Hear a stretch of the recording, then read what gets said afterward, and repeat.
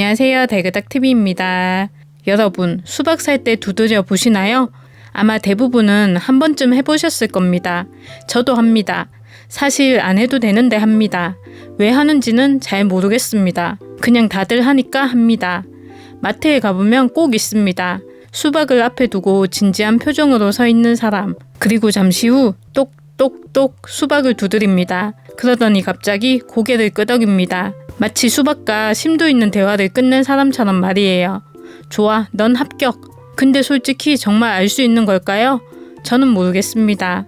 수박도 모를 것 같습니다. 그런데 이상하게도 수박 앞에만 서면 전 국민이 전문가가 됩니다.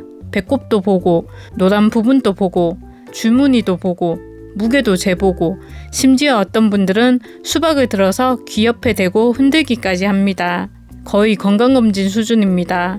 그런데 문제는 이렇게까지 열심히 골라도 집에 와서 자르면 생각보다 자주 실패한다는 겁니다. 그렇다면 우리가 믿고 있는 수박 꿀팁들, 과연 진짜일까요? 아니면 전 국민이 함께 믿고 있는 거대한 전설일까요? 오늘은 인터넷에 떠도는 수박 꿀팁들을 하나하나 파헤쳐 보겠습니다. 그리고 영상 후반부에는 의외의 사실 하나를 알려드릴 겁니다. 사실 전문가들이 중요하게 보는 건 우리가 생각하는 것과 조금 다릅니다. 그럼 지금부터 시작할 테니까요. 영상 끝까지 꼭 봐주시고요. 보시기 전에 좋아요 먼저 꾹 눌러주세요.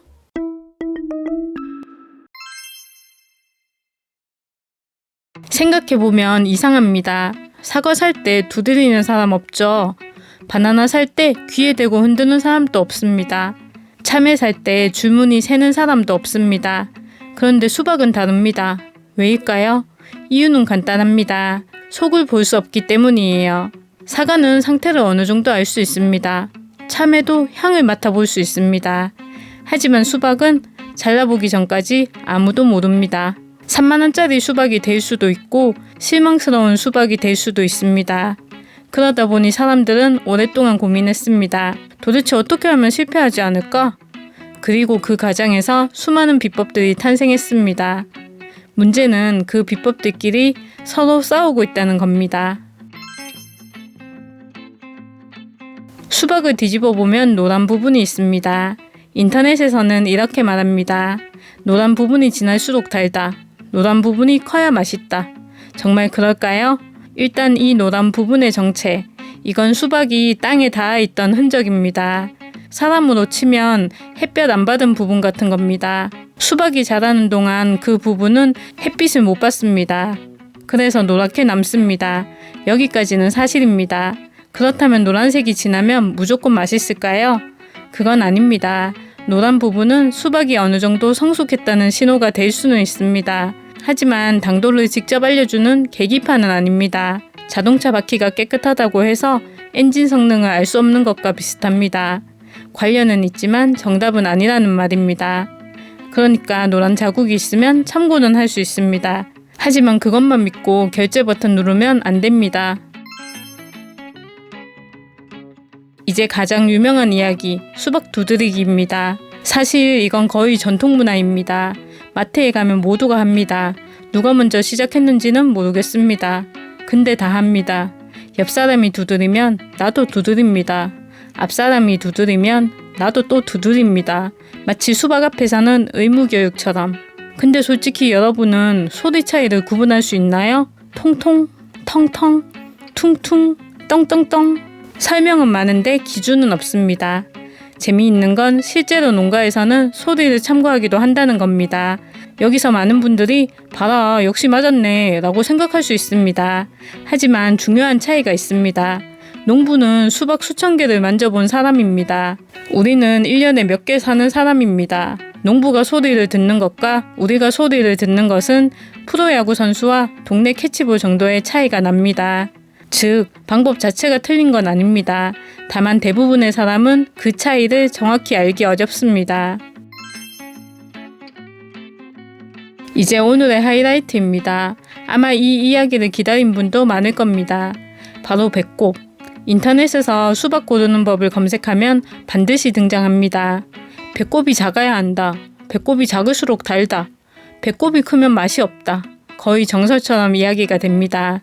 그런데 문득 궁금해집니다. 왜? 도대체 왜 그런 걸까요? 놀랍게도 대부분 설명하지 못합니다. 그냥 그렇다고 알고 있기 때문입니다. 현재까지 배꼽 크기와 당도의 관계가 명확하게 증명됐다고 보기는 어렵습니다. 하지만 그렇다고 완전히 근거 없는 이야기라고 단정하기도 어렵습니다. 실제로 일부 농가나 유통 현장에서는 참고 지표 중 하나로 보는 경우도 있습니다. 문제는 배꼽 하나만 보고 맛을 판단할 수 있다고 믿는 순간입니다. 배꼽은 참고사항일 수는 있어도 정답은 아닙니다. 사람은 이상한 존재입니다. 배꼽 작은 수박이 맛있었다? 평생 기억합니다. 배꼽 작은 수박이 맛없었다? 까먹습니다. 이걸 심리학에서는 확증 편향이라고 부릅니다. 자신이 굳게 믿는 증거만 기억한다는 겁니다. 그래서 어떤 속설은 계속 살아남습니다.